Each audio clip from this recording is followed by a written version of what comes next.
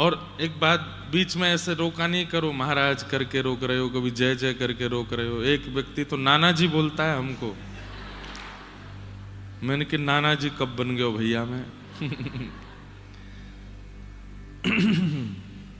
थोड़ा नेत्र बंद करके ध्यान। अच्छा, एक मेरे को पता चली, पीछे कुछ लोग बात वार्ता करते रहते हैं बीच बीच में, कथा के बीच में मौन रहा कीजिए। कितनी भी संख्या में आप आते हैं, मौन रह करके कथा सुननी चाहिए। जीव का कोई काम नहीं है, केवल कीर्तन भजन में ही इसका प्रयोग कीजिए, बाकी के समय इसको मौन रखिए।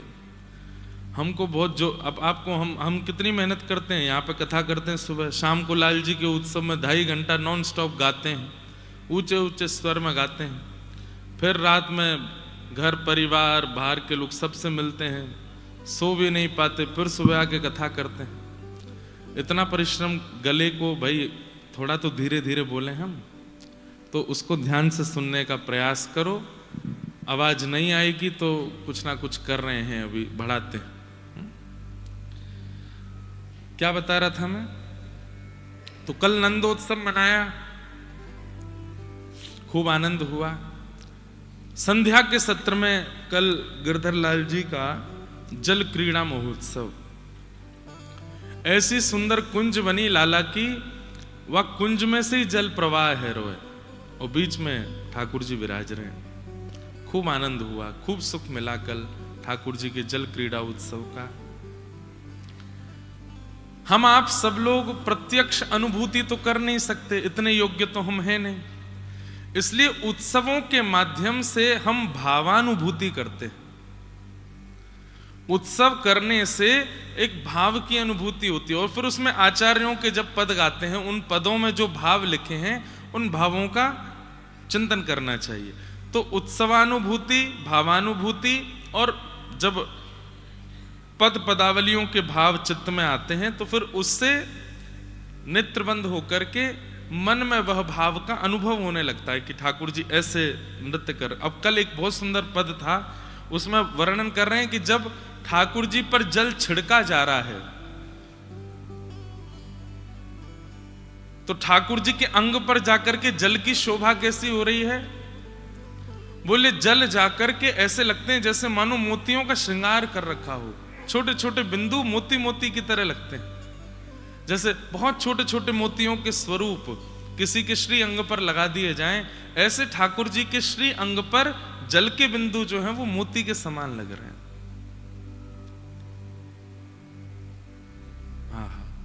अभिनव जलधर सुंदर, ठाकुर जी का श्री अंग कैसा है? अभिनव जलधर। अभिनव मतलब भयंकर गहरे जल के समान ठाकुर जी का वर्ण है, और उसमें जब सामान्य जल छिड़का जाता है, यमुना जी का जल छिड़का जाता है, तो जल भी अपने आप को सौभाग्यवंत मानता है और श्री अंग पर जाकर के अपने अपने वर्ण को थोड़ा श्वेत कर लेता है।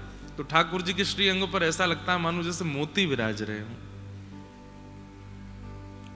ठाकुर जी के केश गीले हो गए हैं, घुंघराले केश गीले हैं, वस्त्र गीले हो गए हैं, जिसके कारण भीतर की श्याम कांति जो है वो वस्त्रों से दिख रही है।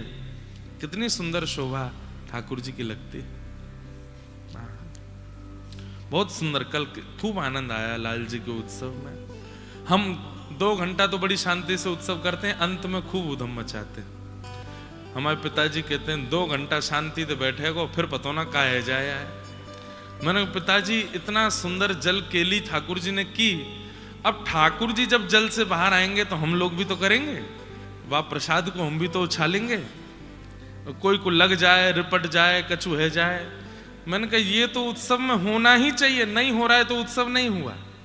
कोई रिपटा नहीं, गिरा नहीं, कोई लगी नहीं तो उत्सव का है बात को। लेकिन खूब आनंद हुआ। आज ठाकुर जी की रथ यात्रा है, शाम 5:30 बजे से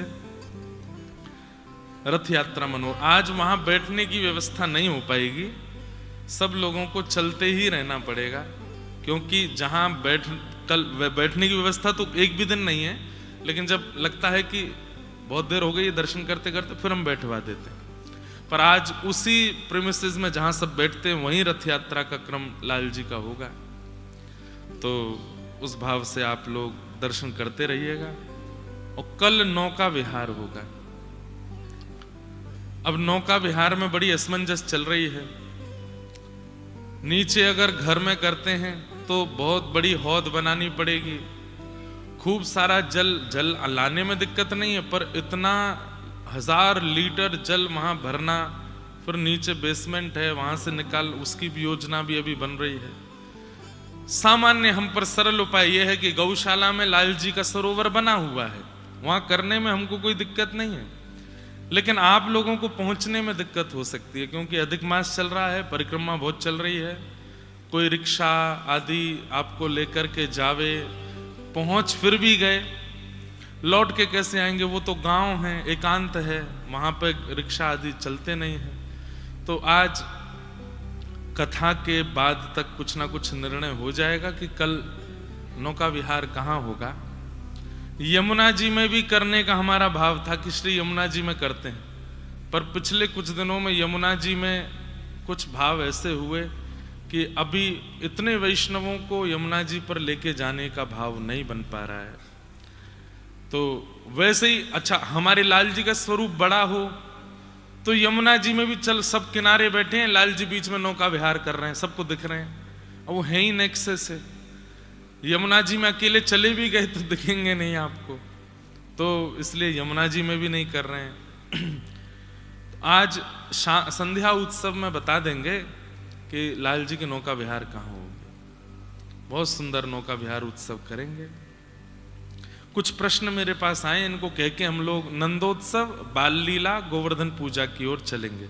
आज थोड़ी देर के लिए श्री गिरधर लाल जी यहाँ 56 भोग आरोगने भी आएंगे। आज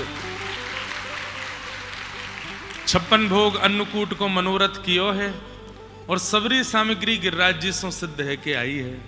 हमारे गिरिराज जी के वैष्णव वहीं से सिद्ध करके लाए हैं, और खूब आनंद के साथ में लाल जी को आज 56 भोग मनोरथ होएगा।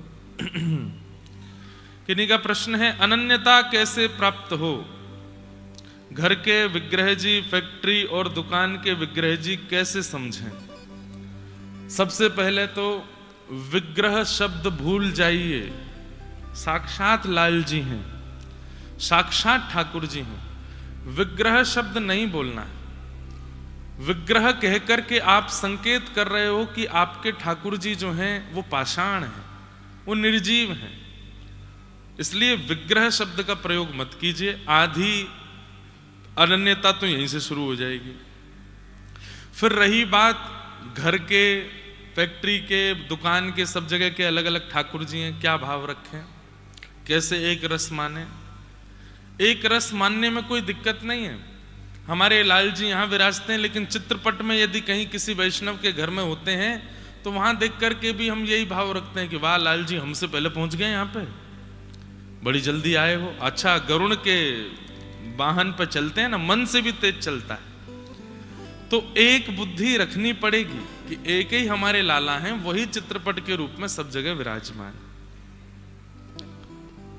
घर पर तो सब सेवा हो जाती है, परंतु अन्य जगह कैसे सेवा करें, इसमें यही भाव है कि घर के ठाकुर जी तो आप पूर्ण रूप से, भाव रूप से सेवा वाले ही रखो, बाकी जगह ठाकुर जी के प्रतिनिधि चित्र स्वरूप विराजमान कर दो, और इस भाव से सेवा। अगर वहां पर भी स्वरूप विराज रहे हैं ठाकुर जी के, तो वहां किसी को नियुक्त करो। अब फैक्ट्री और दुकान कह रहे हो, इतना खर्चा तो आप पे होगा ही कि कोई ब्राह्मण देवता को आप सेवा में लगा सको, जो वहां आपके द्वारा सेवा कर दिया करें। बाकी अनन्यता विश्वास से प्रकट होती है। न अन्य इति अनन्य, अपने एक के अलावा किसी अन्य में बुद्धि ना जाना, इसी को अनन्यता कहते हैं, और वो विश्वास से ही आती है। मेरे तो गिरधर गोपाल, दूसरो ना कोई, मेरे तो गिरधर गोपाल, दूसरो ना कोई। जाके सिर मोर मुकुट, मेरो पति सोई, मेरे तो गिरधर गोपाल। मीराबाई की कैसी अनन्यता, इसी को अनन्य भाव कहते हैं। और वो विश्वास से प्रकट होगा। विश्वास कैसे प्रकट होगा? सत्संग से प्रकट होगा, हरिजनों के संग से प्रकट होगा, कथा श्रवण से प्रकट होगा। और कई बार जीवन में आई घटना और उस घटना के समय पर किया गया कीर्तन और उस कीर्तन से नष्ट हुई वो घटना विश्वास को प्रकट करती है। पर घटना की प्रतीक्षा क्यों करो, पहले से ही विश्वास रखो। दूसरा भाव, भगवान अपने भक्त का अपनी ओर कैसे खींचते हैं, उसके योग्य गुणों को, स्वभाव को देख के। रूप, अष्टसखा गाते हैं, प्रीतम प्रीत ही सो पई है, यद्यपि रूप गुणशील सुधरता, इन बातन न रिझई है, प्रीतम प्रीत ही सो पई है। आपके चित्त का व्यवहार कैसा है, आपके अंदर प्रीति कैसी है, आपके अंदर प्रेम कितना है, आपके अंदर धन्यता कितनी है, आप सरल कितने हो, आपका स्वभाव मधुर कितना है, उससे ठाकुर जी रीझते हैं। अपने जीवन में होने वाली गतिविधियों पर आप क्या निर्णय लेते हो, उससे ठाकुर जी रीझते हैं। ये जो जीवन में कई बार संकट आते हैं ना, ये ठाकुर जी भेजते हैं जानबूझ के, देखूं तो सही कहां निर्णय लेगो।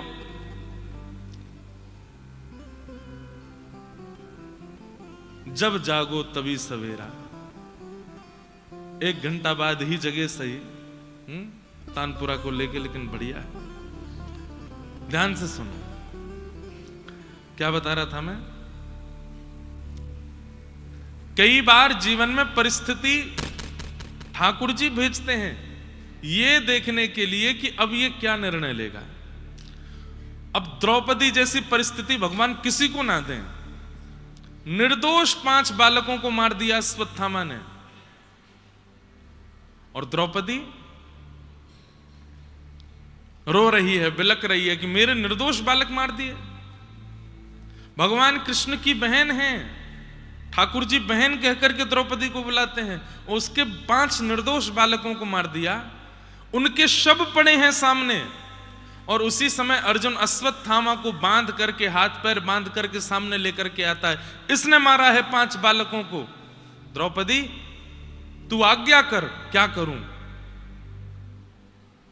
मुच्यता मुच्यतामेष ब्राह्मणो नितरां गुरु। द्रौपदी क्या कहती है? छोड़ दो। क्यों? ये ब्राह्मण है, हम क्षत्रिय हैं। अरे जब घर में कोई घटना होती है या हमारी परिस्थिति में घटना, हम भूल जाते हैं सारे धर्म वेद शास्त्र गुरुजन सबको भूल जाते हैं। लेकिन द्रौपदी क्या कह रही है? 5 बालकों के शव पड़े हैं, तब भी कह रही है कि इसको छोड़ दो। क्यों? ये ब्राह्मण है, हम क्षत्रिय हैं, ब्राह्मण को मारने का अधिकार नहीं है। दूसरी बात, ये भी किसी मां का बेटा है, और बेटे के मरने पर मां को कितनी वेदना होती है। अर्जुन मैं उस वेदना से निकल रही हूं, मैं नहीं चाहती कि वो वेदना कोई और मां सहे। ये कोई पिक्चर की एक्ट्रेस नहीं बोल रही है, साक्षात प्रत्यक्ष महाभारत की द्रौपदी कह रही है, और भगवान खड़े खड़े सुन रहे हैं। बालकों के शव सामने पड़े हैं, और द्रौपदी कितनी न्याय की बात कर रही है कि ये भी एक ठीक है, अपराधी को दंड मिलना चाहिए, लेकिन आपका उसके प्रति रुझान और व्यवहार कैसा है, ठाकुर जी ये देखते हैं। ये भी किसी मां का बेटा है। मैं वो वेदना उस मां को नहीं देना चाहती जिस वेदना में मैं स्वयं हूं, इसलिए इसको मत मारो।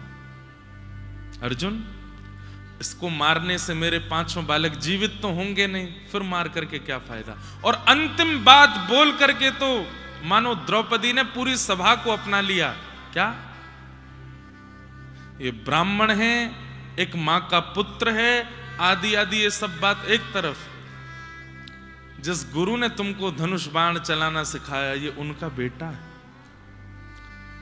गुरु के अनंत उपकार हैं हमारे ऊपर। जिन गुरु की कृपा से अर्जुन तुम गांडीव धनुष उठा पाते हो, प्रत्यंचा चढ़ा पाते हो, उन गुरु का ये पुत्र है। क्या गुरु ऋण से तुमको भय नहीं लगता? गुरु का कर्जा है हमारे ऊपर कि उन्होंने हमें इस योग्य बनाया। कम से कम उस कर्जे को ऐसे चुकाओ कि उनके पुत्र का सम्मान करो, उसको मारो मत।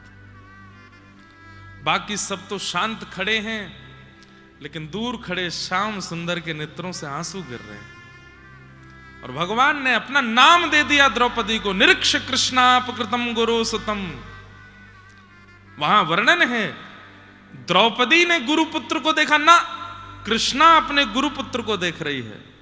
भगवान ने नाम रखा, मेरा नाम कृष्ण और द्रौपदी का नाम कृष्णा। इससे खिंचे चले आते हैं ठाकुर जी। आपका व्यवहार कैसा है, आपके विचार कैसे हैं, आपके निर्णय कैसे हैं। कई लोग निर्णय लेने में बहुत जल्दी और बहुत बेबाक होकर के कुछ भी कह देते हैं, निर्णय ले लेते हैं। ठाकुर जी विचलित हो जाते हैं, अपने सुख का विचार करके निर्णय ले लेते हैं, अपनों के सुख का विचार करके निर्णय ले लेते हैं। नहीं, इन सब परिस्थितियों से ठाकुर जी खिंचते हैं।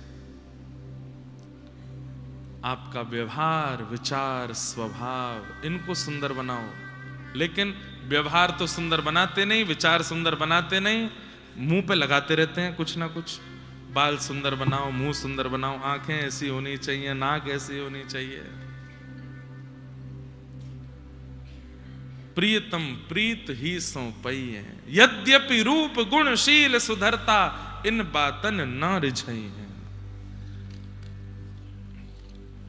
तो कैसे खिंचे चले आते हैं,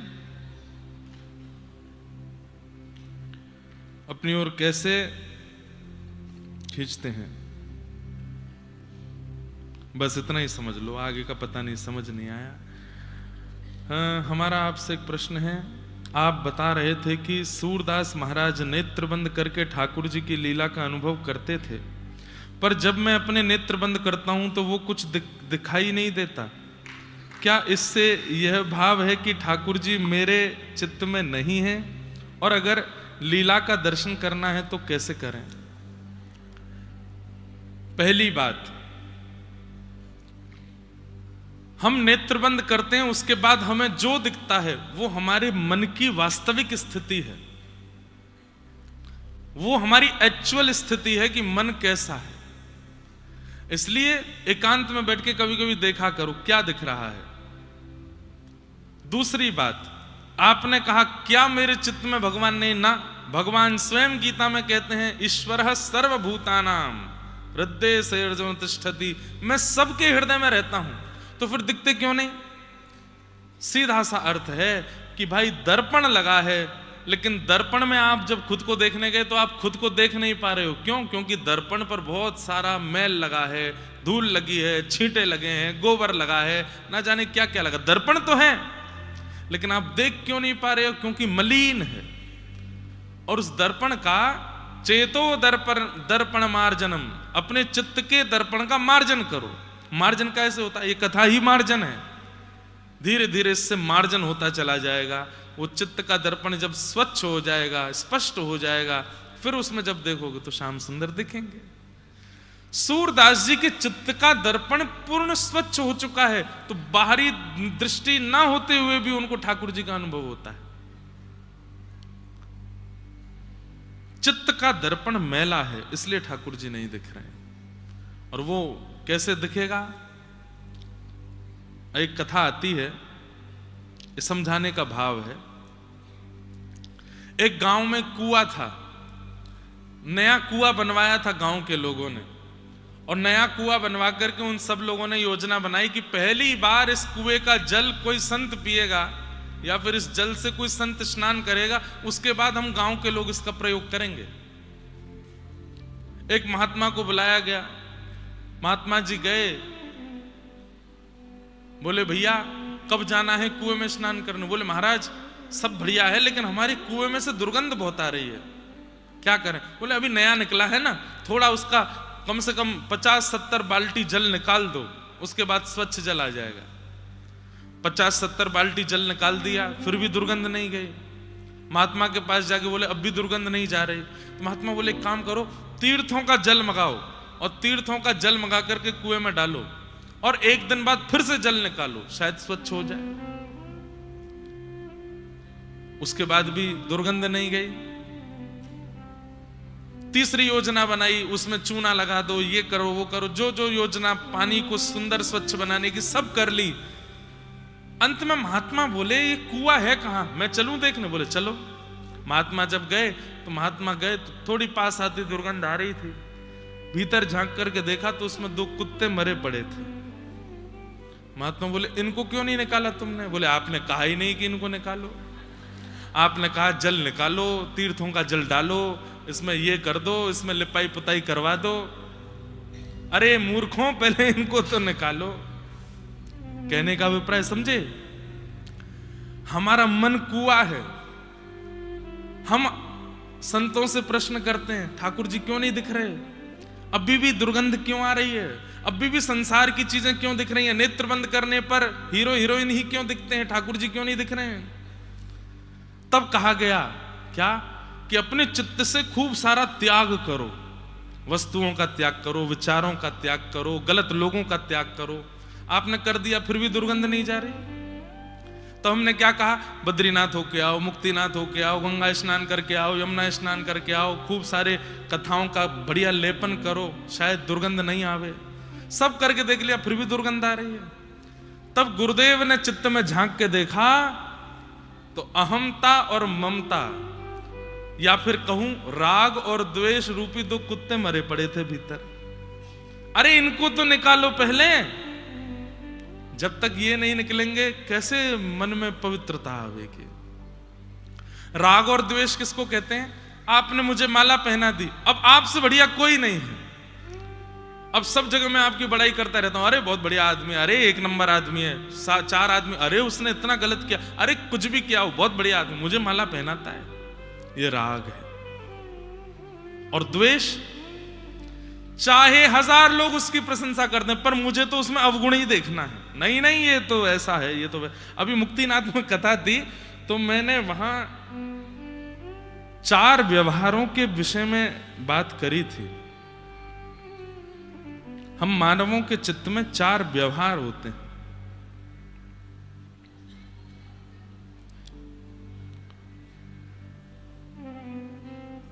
बहुत सुंदर भाव था।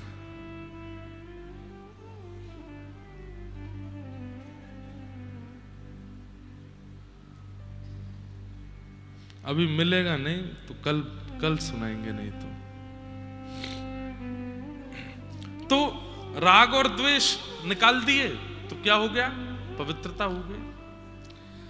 तो जैसे आप कह रहे हैं कि आपको नेत्र बंद करने पर ठाकुर जी नहीं दिखते हैं, इसका मतलब ठाकुर जी हैं नहीं, ऐसा नहीं है। ठाकुर जी तो हैं, पर ठाकुर जी के आगे बहुत कुछ रखा है जिसके कारण ठाकुर जी दिख नहीं रहे हैं। उनका मार्जन करना प्रारंभ करो, दिख जाएंगे, अनुभव हो जाएगा। और आप यदि कहो कैसे करूं, क्या करूं, आपसे बढ़िया आप कौन हो ये कोई नहीं जानता। व्यक्ति कैसा है ये केवल 2 लोग जानते हैं, लिख लीजिएगा। व्यक्ति कैसा है ये 2 लोग जानते हैं, पहले भगवान, दूसरा वो खुद। एनिवर्सरी मना रहे हैं, कितने साल हो गए? 30 साल हो गए साथ में, नहीं जानती पत्नी आपको। 50 साल हो गए, नहीं जानता पति आपको। बहुत सारे रहस्य हैं जो व्यक्ति अपने अंदर रख करके चला जाता है संसार से, किसी को नहीं बता के जाता। इसलिए 2 ही लोग जानते हैं आपको, एक तो भगवान और एक आप खुद। आपको पता है कि आपके अंदर कितनी कमियां हैं, कितनी गलतियां हैं, कितनी गड़बड़ियां हैं, कितने बुरे व्यवहार हैं, सबकी लिस्ट बनाओ। उन सबके पीछे ठाकुर जी दबे हुए हैं। जैसे जैसे उनका मार्जन करते जाओगे, एक दिन सूरदास जी की तरह हमें भी ठाकुर जी का अनुभव हो जाएगा। करिए। अगर स्वप्न में दीक्षा मिल जाए 3-4 बार तो फिर क्या समझना चाहिए? भगवद आज्ञा है, स्वप्न को प्रत्यक्ष दीक्षा ले लो। गुरुदेव आजकल मुझे हर व्यक्ति में दोष दिखाई देने लग गए हैं, जानते हुए भी कि मुझ में दोष कम नहीं है, और इसी वजह से अपराध बनता है और भक्ति नष्ट हो जाती है। इसका उपाय क्या है? और मुझ पर जो भी कृपा होती है मैं उसका प्रचार कर देती हूं, जो कि बहुत गलत है। आप कथा में कहते भी हैं रस बताने से प्रेम घटता है, और प्रचार करने के बाद मुझे बुरा भी लगता है। यही सब कारण की वजह से भक्ति नष्ट हो रही है। गुरुदेव क्या करें? और किसी वैष्णव पर यदि कृपा होती है तो मन में ईर्ष्या का भाव आता है। इस बात से बहुत पीड़ा होती है। ये पत्र तो एक ने लिख के भेजा है, पर 90% लोग ऐसे ही हैं। और किसी वैष्णव, हाँ, और एक आखिरी बात, यदि कोई वैष्णव या ब्रजवासी ही कुछ गलत कार्य, गलत बात या कुछ करे हमारे साथ, तो उसके प्रति कैसी बुद्धि रखनी चाहिए? इन सब पर ही तो हम बात करते रहते हैं पूरे दिन। सब में दोष दिखना, अपने आप में गुण दिखना, अपने ऊपर होने वाले अनुभवों का प्रचार कर देना, ये सब आप स्वीकार कर रहे हैं, यहां लिख करके मुझे बता रहे हैं, लेकिन आपके स्वयं साथ नहीं घट रहा है। इसका मतलब क्या है? नाम आश्रय उचित रूप से नहीं, और आपका उद्देश्य भगवत प्राप्ति नहीं बना है। व्यक्ति का उद्देश्य यदि स्पष्ट हो जाता है ना कि मुझे ये प्राप्त करना है, तो उसे प्राप्त करने की जितनी योजनाएं होती हैं वो सब कर देता है। ये जिन्होंने पत्र लिखा है या ये व्यवहार जिनका भी है, उनका उद्देश्य स्पष्ट नहीं है। उन्हें ठाकुर जी की प्राप्ति करने से कोई अभिप्राय नहीं है, इसलिए ये सारी चीजें स्वीकार करने के बाद भी बनी हुई हैं। व्यक्ति को शुगर हो गया, डॉक्टर के पास गया, डॉक्टर ने कहा सुबह दोपहर शाम की दवाइयां खानी पड़ेंगी। जी, वो एक इंजेक्शन और लगता है, उसको पेट में लगाते हैं कई लोग, ये लगाना पड़ेगा। ठीक है, 6 महीना बाद दिखाना हमको, 6 महीने का कोर्स कर दिया है, ठीक हो जाओगे। ठीक है, अब वो गए, सुबह दोपहर शाम दवाई लेते हैं, खूब पेट में इंजेक्शन लगाते हैं, सब कुछ करते हैं। 6 महीने बाद गए, जैसी ब्लड टेस्ट हुआ, शुगर निकल के आई 450। डॉक्टर बोले अरे ये 6 महीना से दवाइयां कहाँ जा रही हैं? सब सुबह दोपहर शाम लेता हूं, इंजेक्शन भी लगाता हूं, सब करता हूं, फिर कैसे नहीं ठीक हुआ भाई? अच्छा अपनी दिनचर्या बताना चाहिए। सुबह नाश्ता क्या करते हो? नाश्ते में बेड़ई, कचौड़ी, पूड़ी, जलेबी, और नाथद्वारा में क्या मिलता है?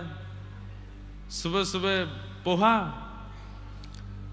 पोहा और वो क्या कहते हैं, पुदीना की चाय, पुदीना वाली चाय मिलती। ये तो सुबह का नाश्ता है। दोपहर का भोजन क्या है? बोले दोपहर में इडली, डोसा, बड़ा पाव आदि आदि ये सब चलते हैं। और रात्रि को तो हम लोग घर में भोजन नहीं बनाते, बाहर से मंगाते हैं, पिज्जा, बर्गर। अरे दारी के तू कितनी दवाई ले ले फिर भी ठीक नहीं होएगा। क्यों? क्योंकि परहेज नहीं है। ये जिन्होंने पत्र लिखा है या इस प्रकार का व्यवहार जिन किसी का भी है, वो कथा तो सुन रहे हैं, वो नाम तो कर रहे हैं, वो तिलक तो लगा रहे हैं, इसका मतलब दवाइयां ले रहे हैं, लेकिन परहेज नहीं कर रहे हैं। परहेज क्या है? गलत स्थान पर नहीं जाना, गलत व्यक्तियों से नहीं मिलना, गलत खाना नहीं है, गलत पीना नहीं है, हर प्रकार की तजोरे मन हरि विमुखन को संग, जाके संग कुमति उपजत है, पड़त भजन में भंग, कहा होत पे पान कराए, विष नहीं तजत भुजंग।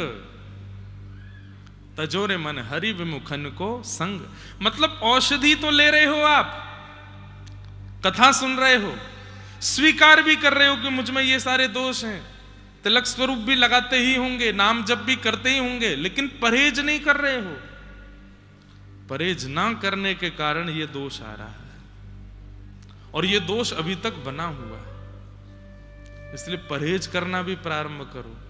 गलत स्थान पर नहीं जाना, गलत भोजन नहीं करना, गलत व्यक्ति का, और सबसे बड़ी बात, आप गलत स्थान पे भी नहीं जाते, भोजन भी गलत नहीं करते, लेकिन कोई एक व्यक्ति ऐसा आपसे जुड़ा हुआ है जो सारी गलतियां करता है, तो उसकी वजह से भी आप में दोष बचे रहते हैं। औषधि लेने के बाद भी रोग ना जावे, इसका मतलब आप कुछ तो ऐसा सेवन कर रहे हो जो आपके रोग को बनाए रखा है। इसलिए परहेज करो, दूषितताओं का त्याग करो। आदि आदि स्वभाव हैं।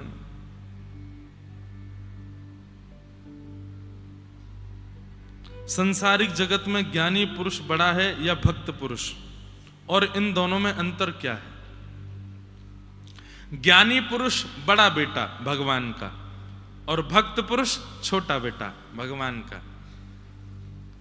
एक रूप में यहां पर ज्ञानी की बड़ाई हो गई है और भक्त की थोड़ी सी ये हुई है कि वो छोटा है। लेकिन अब एक रूप देखिए, मां जब बाजार जाती है तो बड़े को घर छोड़ जाती है, छोटे को गोद में लेके जाती है। क्यों? छोटे को नहीं छोड़ के जाऊंगी रोएगा, छोटे को नहीं छोड़ के जाऊंगी उपद्रव मचाएगा। बड़े को पूरी जिम्मेवारी देके जाती, तुम घर संभालना, आंधी तूफान आए खिड़की बंद कर देना, कोई डोरबेल बजाए तो खोलना नहीं, और वहां मैंने दूध रखा गर्म करने, उसको देखते रहना, टीवी मत चलाना, एसी बंद कर देना, लाइट बंद कर देना। बड़ा जो है वो जिम्मेवार है, इसलिए जिम्मेदारियां उसको दी जाती हैं। ज्ञानी पुरुष जिम्मेदार व्यक्ति है। ठाकुर जी की ज्ञानी पुरुष के प्रति क्या दृष्टि रहती है? अपना कल्याण कर लेगा। क्यों? शास्त्र पढ़ता है, गुरुजनों के पास जाता है, ग्रंथों का अवलोकन करता है, अपना कल्याण कर लेगा। लेकिन कोई अगर भक्त पुरुष होता है, ज्यादा ज्ञानी नहीं है, केवल नाम जप करना जानता है, केवल परिक्रमा करना जानता है, केवल ठाकुर जी की सेवा करना जानता है, केवल कथाओं में जाके बैठना जानता है, इसके अलावा और कुछ उसके पास ज्ञान नहीं है, तो ठाकुर जी उसको गोद में उठाते हैं, बोले या को तो मोइए उद्धार करना पड़ेगा, ये अपने आप नहीं कर पाएगा, ये अपने आप नहीं कर पाएगा, इसको तो मुझे करना पड़ेगा। तो ज्ञानी भगवान का बड़ा पुत्र है और भक्त भगवान का छोटा पुत्र है। ज्ञानी भी भक्त होते हैं, पर कई होते हैं वो केवल भक्ति से काम और कुछ नहीं जानते। हम आप अधिकतर उसमें आते हैं भक्ति, लेकिन इससे ज्यादा फूलो मत, मेरा तो उद्धार भगवान करेंगे, नहीं। फिर उस छोटे बालक की तरह सहज भी रहो, छोटे बालक की तरह सरल भी रहो। छोटा बालक कैसा होता है? बड़ा बालक रोए, बड़ा बालक यदि रोए घर का, टॉफी से नहीं मानता। क्यों रो रहे हो? क्या चाहिए? बाइक दिलाओ मुझको, बाइक दिलवा दी। अब रो रहा, क्यों रो रहे हो? गाड़ी दिलाओ मुझको, गाड़ी दिलवा दी। बड़ा व्यक्ति जब रोता है तो उसको बड़ी बड़ी चीजों से शांत करना पड़ता है, पर छोटा जब रोता है, कई बार टॉफी नहीं होती तो टॉफी के रैपर से भी शांत हो जाता है। चिर चिर चिर चिर कर दो ऐसे रैपर को, देख दे टॉफी देखो, शांत हो जाता है। तो छोटे हो, भक्त हो, तो सहजता में रीझना सीख जाओ, सहजता में मानना सीख जाओ, छोटी छोटी बातों पर शांत होना सीख जाओ। जिसके घर में मांसाहार भोजन किया जाता है, क्या वह तुलसी माला धारण कर सकते हैं?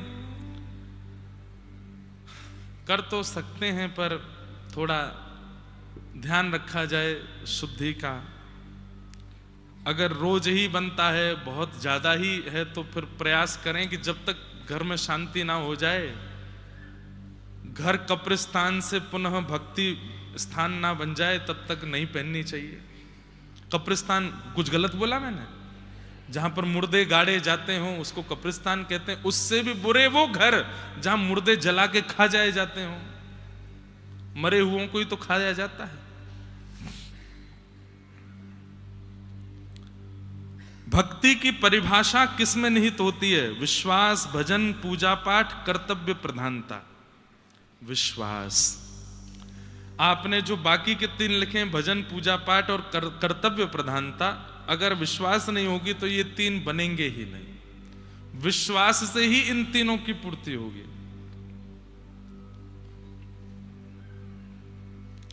त्रेता युग से लेकर के कलयुग तक सिर्फ नारी को ही अपमानित शब्दों से संबोधित किया जाता है, जबकि उसकी जिम्मेदारी पुरुष ही होता है। ऐसा क्यों? इस संसार का दुर्भाग्य है, इससे ज्यादा हम कुछ नहीं कहेंगे। ये दुर्भाग्य है कि यहां सबसे सरल जिस पर टिप्पणी करना होता हो उस पर करते हैं, जबकि ये नहीं होना चाहिए। मैं तो अपनी कथाओं में खूब खुल के बोलता हूं कि भाई आप नाम जप करते हो, तिलक करते हो, सब करते हो, लेकिन गाली माताएं बहनों की दी जाती है। कितनी गलत बात है। और इसी कारण से भगवत अनुभव अब के युग में हो नहीं पा रहा है। क्यों?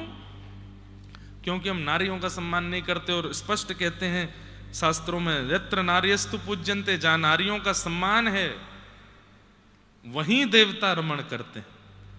नारियों का सम्मान करो, उनका अपमान मत कीजिए, उनको गलत शब्दों से मत बोलिए, और फिर भी करते हैं तो ये दुर्भाग्य है हमारा।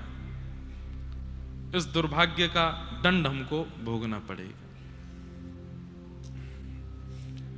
कल हम लोगों ने बड़े प्रेम और भाव से ठाकुर जी की मधुर कृष्ण जन्म की लीला का श्रवण किया। खूब आनंद कल यहां मनाया गया। वास्तव में आनंद क्या है? ठाकुर जी के उत्सव ही आनंद है, और भगवान के उत्सव कोई अलग नहीं है। उत्सव ठाकुर जी के ही स्वरूप हैं। उत्सव को यदि व्यवस्था मान करके करोगे तो उसमें विघ्न आएगा। उत्सव को कृष्ण मान करके करो, कभी विघ्न नहीं आएगा, कभी दिक्कत नहीं होगी। उत्सव में प्रयोग होने वाले पुष्प, उत्सव में प्रयोग होने वाली सामग्री, उत्सव में प्रयोग होने वाली व्यवस्था सब कृष्ण हैं। ये मान करके जब आप उत्सव करोगे तो कोई आपदा आनी भी होगी तो टल जाएगी। उसको व्यवस्था मान करके और लोक रंजन के भावना से करोगे तो उसमें व्यवधान आएगा। कम शब्दों में बड़ी बात बोल करके हम निकल जा रहे हैं आगे। समझने वाले समझ जाइए। तो उत्सव को कृष्ण मानिए, उत्सव कृष्ण है, तभी वो आनंद देते हैं, तभी वो आनंद स्वरूप प्रदान करते हैं। पूरे ब्रजमंडल में आनंद हो रहा है, सब गा रहे हैं, नाच रहे हैं, आनंद मना रहे हैं। नंदस्त्वात्मज उत्पन्ने जाता ह्लादो महामनाः आहूय विप्रान् वेदज्ञान स्नातः सुचिरलंकृत वाचयित्वा स्वस्तेनं जातकर्मात्मजस्य वै कारयामास विधिवत् पितृदेवार्चनं तथा धनुनां नुयुते प्रादाद् विप्रेभ्यः समलंकृते तिलाद्रीन् सप्तरत्नेघ सातकौम्बरावृतम्।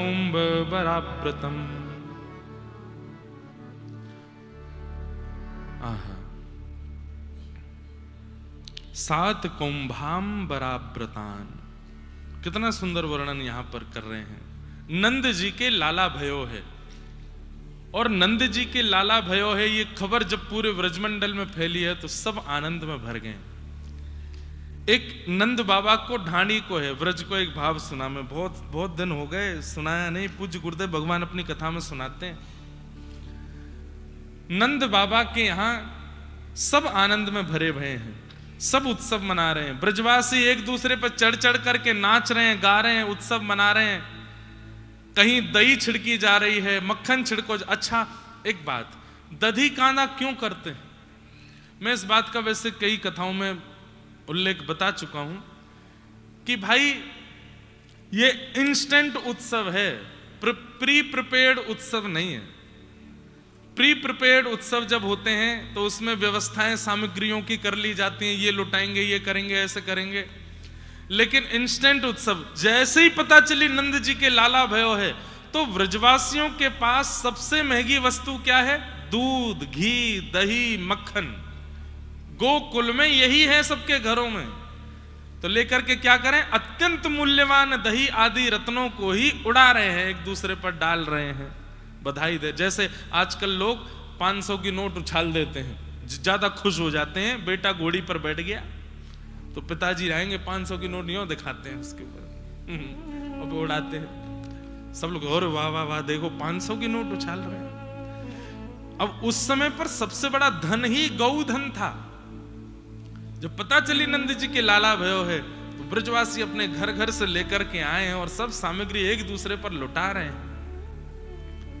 उत्सव में बहुमूल्य वस्तु को उछाल दिया जाता है कि देखो मेरा मन कितना उदार मना हो गया कि मैं मूल्यवान वस्तु को भी उछाल रहा हूं। इसलिए दधी काना, मक्खन एक दूसरे के मुंह पे घुमा घुमा, एक बिना दांत वाली अम्मा वाकू जैसी पतो चरी कि भैया ये तो यहाँ पे सबरे दही उछाल लें, मक्खन उछाल लें। हमारे यहाँ ब्रज में जैसे सब जगह बोलते हैं क्या हुआ है, हमारे ब्रज में कहें कहा भयो है। तो वह मैया ने आकर के देखी माखन के मोटे मोटे जो है गोला एक दूसरे पे मारे जा रहे हैं, दही उछाली जा रही है। तो वहां ने बाहर आके पूछी कहा भयो है। जैसे ही माने कि कहा, एक ग्वारा ने देख लियो, बोले कि ये मैया कछु बोरेगी। मुंह में एक भी स्टॉपर नहीं है, स्टॉपर मतलब दांत रोकने वाले, नॉन स्टॉप भीतर जाएगा, बना के गोला एक मारो, गप से मैया के मुंह में गयो, सटाक से भीतर चलोगो, रुको भी नहीं, पूरे मुंह पे मक्खन लगो। मैया अपनी जीभ निकाल के चाटन लगी। अरे ब्रजवासियों बताए तो दो कहा भयो। अरे मैया तेरो मुंह चीकनो है गो, योना पता चली कहा भयो, नंद जी के लाला भयो है। अब तो जैसे सुनी नंद जी के लाला,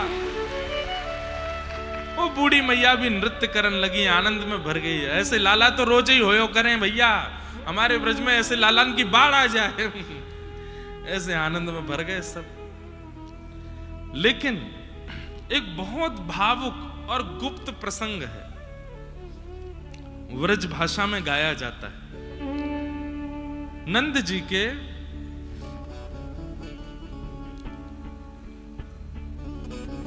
बोलो सदगुरुदेव भगवान की जय। ये भाव पूज्य गुरुदेव ही सुनाते हैं। और गुरुदेव का आगमन भाव प्रारंभ से पूर्व ही हुआ है, उन्हीं की प्रसादी हम बांटते हैं सब जगह।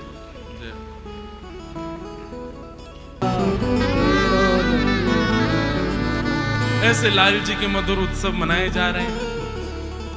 अब हम सुनाने तो वाले थे ढांडी लीला, लेकिन अब फिर कभी सुनाएंगे। खूब सुंदर मधुर भाव है। ठाकुर जी 6 दिना के भय और एक राक्षसी गोकुल में आई है, जाको नाम है पूतना। पूतना नाम का अर्थ क्या है? पूत माने पवित्र और ना माने जो नहीं है। जिसका चित्त पवित्र नहीं है, जिसकी भावनाएं पवित्र नहीं है, जिसकी मनस्थिति पवित्र नहीं है, उसको पूतना ही कहते हैं। और कई लोग ऐसे होते हैं, वो आपके मुंह पर ऐसा दिखाएंगे आपके सबसे बड़े शुभचिंतक, लेकिन पीठ पीछे आपका कुछ भी खराब करने में छोड़ते नहीं है, वही पूतना है। पूतना ने क्या किया है? तो पूतना राक्षसी, लेकिन रूप बदल करके आई है। रूप बदल करके आई, रूप बना करके तो ऐसी आई है कि जैसे लाला को कितना खिलावेगी, कितनो प्रेम देगी, कितनो स्नेह देके जावेगी, लेकिन वास्तविक में पयोधर में विष लगा के आई है मारने के लिए। ये पूतना है। और ऐसे संसार में अनेक पूतनाएं हमारे आसपास भी घूमती रहती हैं, जो बनते ऐसे हैं कि हमारे शुभ चिंतक हैं, लेकिन बिल्कुल नहीं है। पूतना रूप बदल करके आई, लक्ष्मी जैसा रूप धारण करके आई, इतनी सुंदर बन करके आई कि सब ब्रजवासियों का मन उस पर चला गया। सब देख करके कहने लगे, अरे कितनी सुंदर है, कितनी मनोहर बन के आई है, कितना सुंदर या को रूप है, कितने सुंदर या के वस्त्र कितने बढ़िया हैं। जैसे ही पूतना पहुंची, सब ब्रजवासी उस पर मोहित हो गए। नंद भवन का मार्ग पूछ रही है, तो उसके रूप आवरण को देख करके कोई रोक भी नहीं रहा है। सब कह हाँ हाँ ऐसे जाओ, यहां से जाओ। 2 यमला अर्जुन के वृक्ष जिस आंगन में है वो ही नंद भवन है। और पूछती पूछती उत्सव के बीच में सबके उत्सव को भंग करती हुई पहुंच गई नंद भवन। जितने लोग उत्सव में नाच रहे गा रहे थे, सब एक बार को उत्सव गान छोड़ करके उसकी ओर देखने लगे। आहा, क्या रूप है, क्या सुंदरता। एक ब्रजवासी तो दौड़ो दौड़ो मैया के पास गयो, मैया तू बहुत दिना ते पीछे पड़ रही, ब्याह कर ले ब्याह कर ले। ढूंढ ली मैंने बहू, कहाँ है? बोले वो आ रही है। यही तो करूंगा मैया ब्याह। गोपी बोली तेने अपना मुंह देखो है, कितनी सुंदर है वो। अरे मैया तूने एक बात तो चला, इतनी सुंदर बन के आई। हमारा कोई भी गुण यदि किसी के भजन में विक्षेप डाल रहा है तो वो गुण योग्य नहीं है। गुण सदैव गौड़ होना चाहिए, गुण सदैव भीतर होना चाहिए। और सबसे बड़ी बात हमारी सुंदरता है, हमारा ज्ञान है, या जो भी गुण है, वो गुण श्रेष्ठ तब मानो कि उस गुण का प्रकाश होते ही सामने वाले में प्रेम बढ़े, भक्ति बढ़े, ना कि सांसारिक भोग और आसक्ति बढ़े। वो गुण श्रेष्ठ नहीं। अब मीराबाई बहुत सुंदर थी। मैं कथा में बताया करता हूं कि जब मीराबाई का ब्याह हुआ तो मेवाड़ जब पहुंची,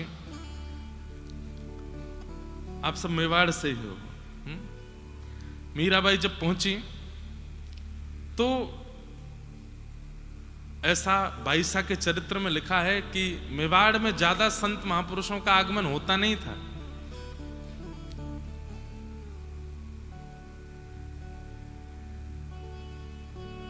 भोजराज राजा कुंवर भोजराज जिनसे ब्याह हुआ, वे रोज देखते हैं कि उनके राजभवन के बाहर इतने संत महात्माओं की भीड़, और सब केवल एक ही जगह खड़े रहते हैं। कहां? जहां से मीराबाई के कक्ष की खिड़की दिखाई देती है, सब ऐसे ही देखते रहते हैं। बाईसा जब सूर्य अर्घ देने के लिए अपने खिड़की पर आती और जैसे ही खिड़की खोलती, सब महात्मा महापुरुष, बड़े बड़े जपी तपी सन्यासी, सब ऐसे भुजा उठाकर जय हो जय हो जय हो बाईसा को देखते थे। तो एक दिन भोजराज गए और जाकर के बोले, आप लोग क्या देखते हैं? मीरा बहुत सुंदर है, उसका रूप बहुत आकर्षक है, वो देखने आते हैं। तो सब बोले, नहीं भगवान, हरिद्वार नहाए आए, सब जगह घूमे आए, बड़े बड़े तीर्थन में जाए करके जप तप कर आए, उसके बाद एक क्षण के लिए ठाकुर जी का अनुभव होता है। लेकिन बाईसा का रूप ऐसा है कि एक बार देख लें तो घंटों तक ठाकुर जी का अनुभव होता रहता है। इनका रूप देख करके भजन में मन लगता है, इनका सौंदर्य देख करके वृंदावन की याद आती है, इनकी रूप माधुरी को देख करके नेत्र सजल हो जाते हैं। देखते इनको हैं पर याद ठाकुर जी की आती है। ये मीराबाई का सौंदर्य है। किसी को देख करके उसके प्रति सुंदरता का भाव आ रहा है या उसके प्रति आकर्षण बढ़ रहा है तो व्यक्ति संसारी है। लेकिन किसी की सुंदरता देख के, किसी भी गुण को जानकर समझकर भगवत प्रीति बढ़ रही है, ठाकुर जी के प्रति प्रेम बढ़ रहा है, तो इसका मतलब वो भजनानंदी है, वो वैष्णव है। तो जो भी सुंदर हैं, जो भी गाना जानते हैं, जो भी बोलना अच्छा जानते हैं, शरीर बहुत अच्छा है, किसी भी गुण से युक्त हैं, प्रयास कीजिए कि उस गुण का आस्वादन करने वाले में आपके प्रति आसक्ति ना बन के ठाकुर जी के प्रति आसक्ति बने। और वो कब बनेगी? जब आप भजन करोगे, जब आप अपने गुण को ठाकुर जी में विलीन कर दोगे। हो बाला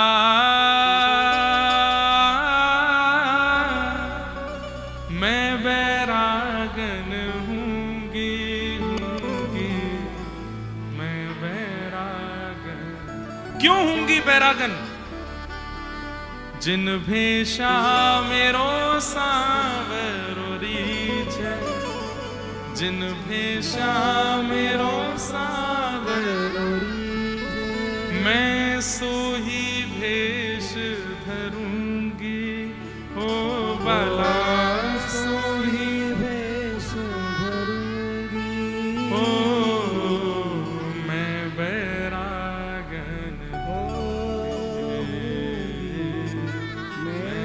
अच्छा,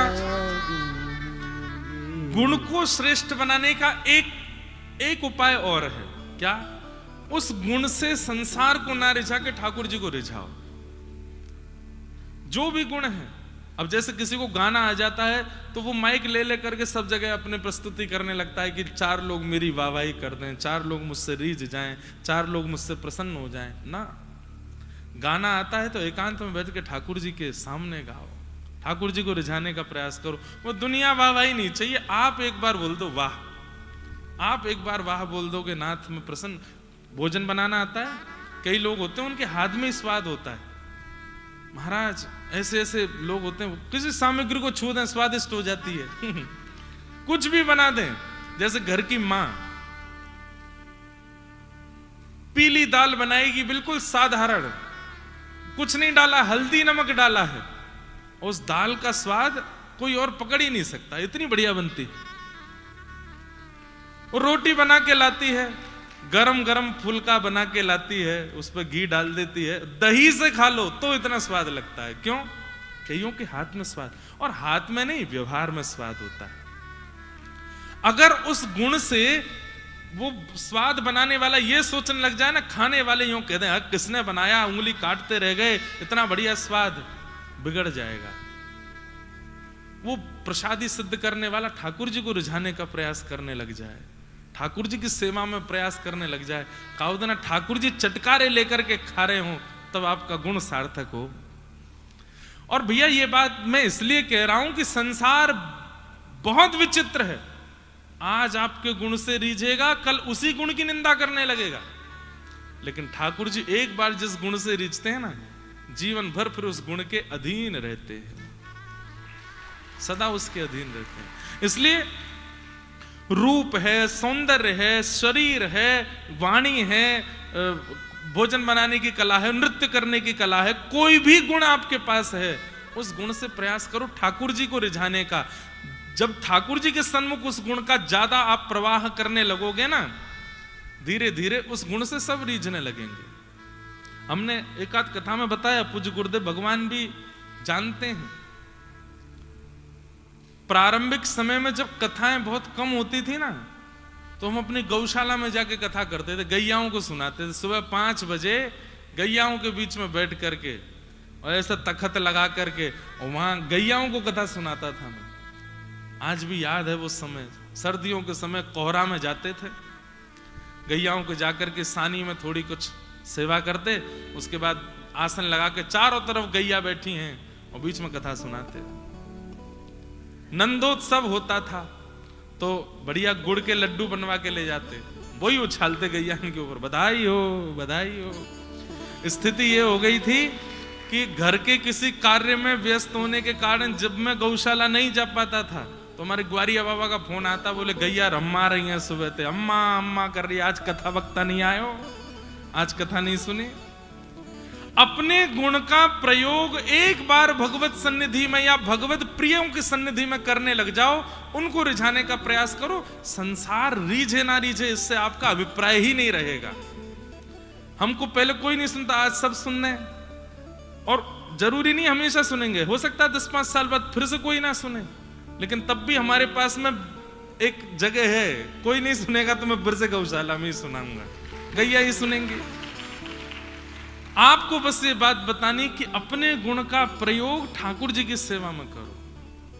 संसार तो बड़ा विचित्र है, स्वार्थी है।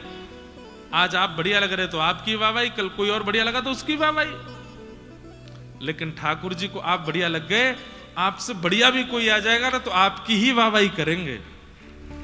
इसका एक प्रसंग है कि जयदेव महाप्रभु ने गीत गोविंद की रचना की।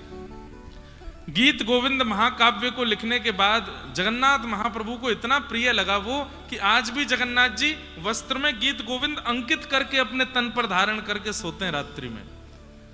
उस समय पर कोई और हुआ जगन्नाथपुरी ने, उसने गीत गोविंद लिखा, मतलब दूसरा गीत गोविंद लिखा, और जयदेव महाप्रभु की रचना को देख करके उससे भी बढ़िया वाले शब्द लिखने के प्रयास किए।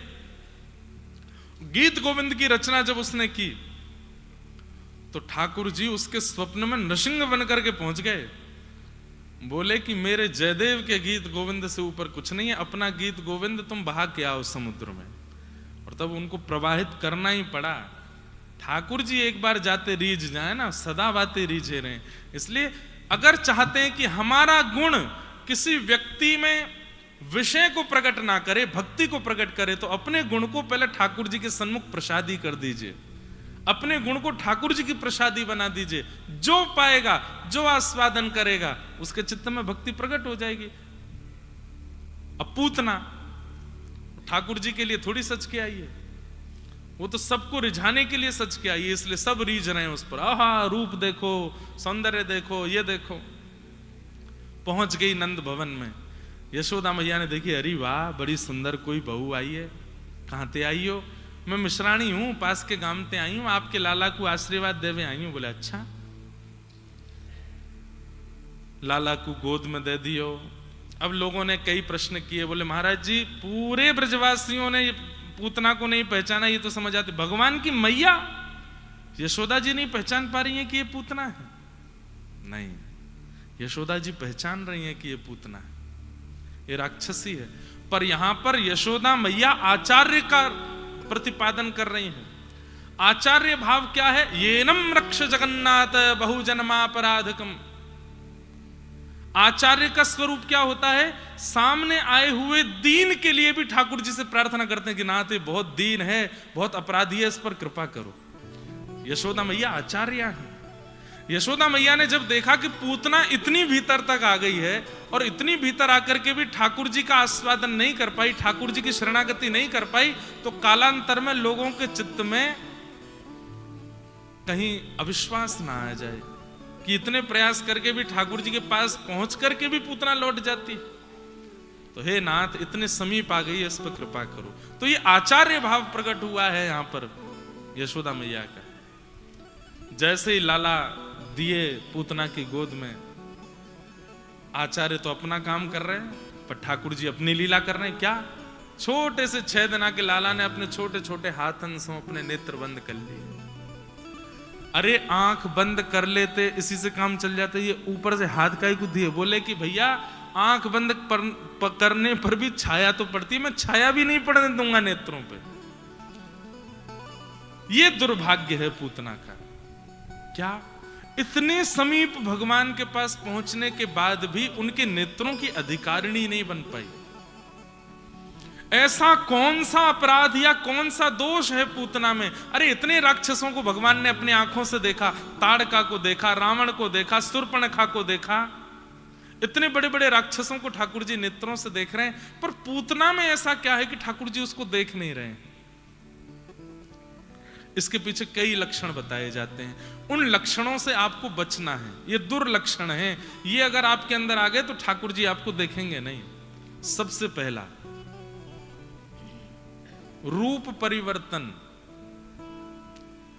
हम जैसे हैं वैसे ठाकुर जी के सन्मुख जाएं। व्यवहार विचार यदि दूषित भी हैं तो ठाकुर जी के सामने जाकर के प्रार्थना कर दो।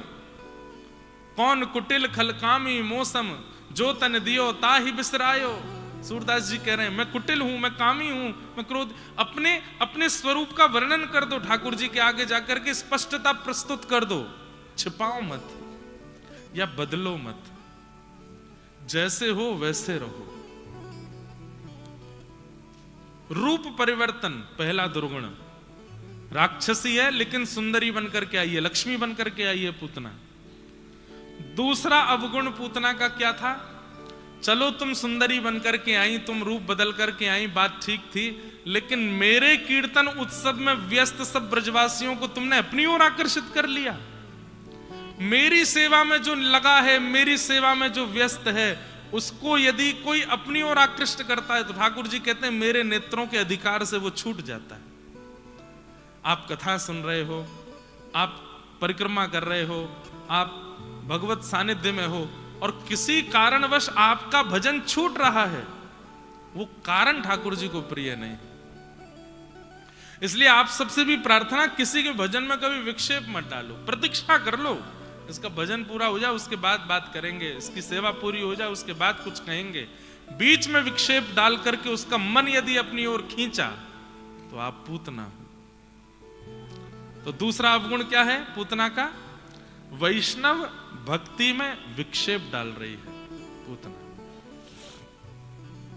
ये दो अपराध पूतना के। जिनके कारण ठाकुर जी उसको देख नहीं रहे।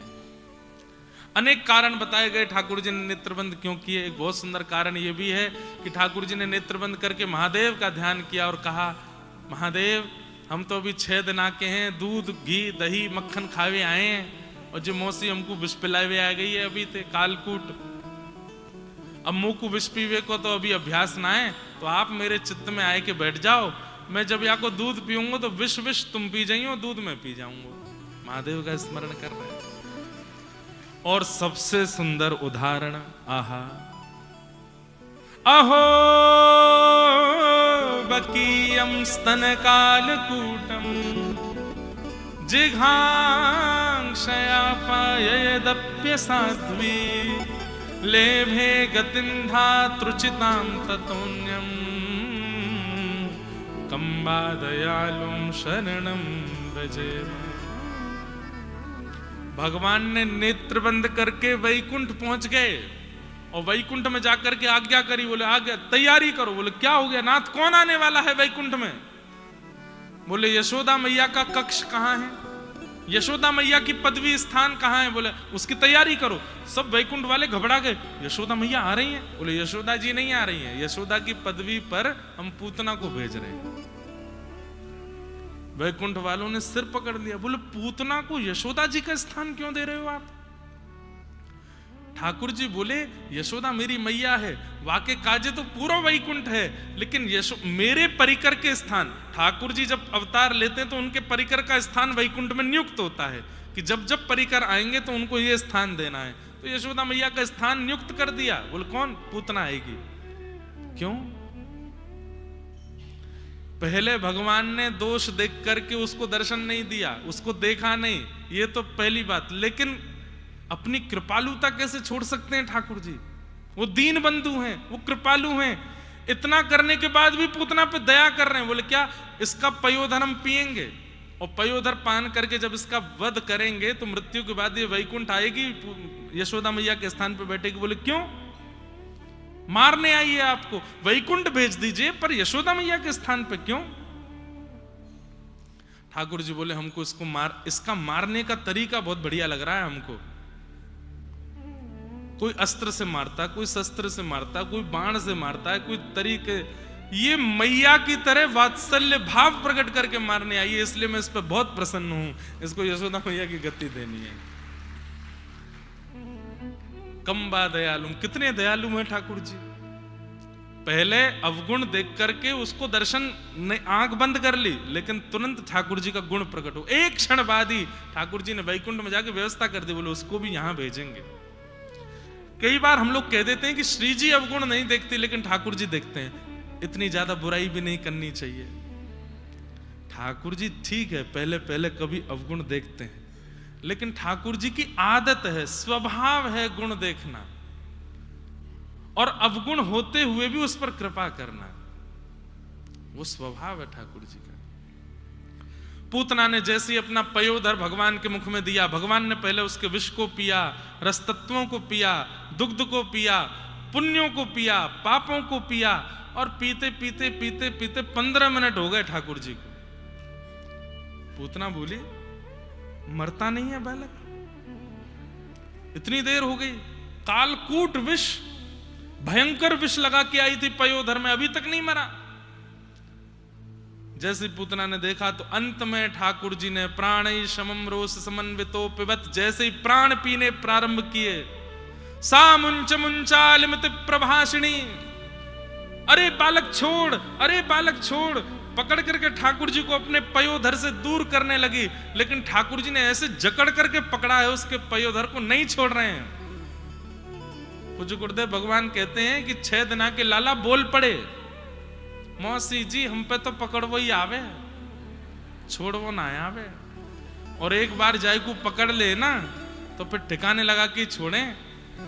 और महाराज पूतना का विशाल विकराल स्वरूप हो गया, चिल्लाने लगी, चीखने लगी, लेकिन ठाकुर जी उसके पयोधर को नहीं छोड़ रहे हैं, प्राण पी रहे हैं।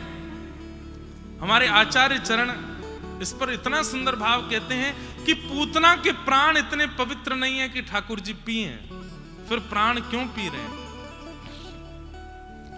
हमारे पूज्य नाना जी सुनाते थे कि लाला पूतना के प्राण नहीं पी रहे भगवान, तो बोले पूतना भगवान के पास आने से पहले असंख्य बालकों को मार के आई है व्रजमंडल में, उन सबके प्राणों का हरण करके आई है। तो ठाकुर जी ने मन में विचार कियो, जन्माष्टमी को उत्सव चल रहा है, 6 दिन भय, अभी तो 6 महीना तक उत्सव चलना है, नेक देर में बात फैल जाएगी, यहाँ बालक मर गए, यहाँ बालक मर गए, यहाँ बालक मर गए, सब जगह से अशुभ समाचार आवेंगे, तो उत्सव विश्राम हो जाएगा, और उत्सव विश्राम होएगा तो इन ब्रजवासियों को कल्याण नहीं हो पाएगा, और वे निर्दोष बालक मेरे प्रकट होने के बाद बालकन को वध नहीं होना चाहिए। तो भगवान ने पूतना के भीतर से उन समस्त निर्दोष बालकों के प्राण निकाल करके उन सब बालकों को पुनः जीवित कर दिया, जितने बालक मरे थे। इस प्रकार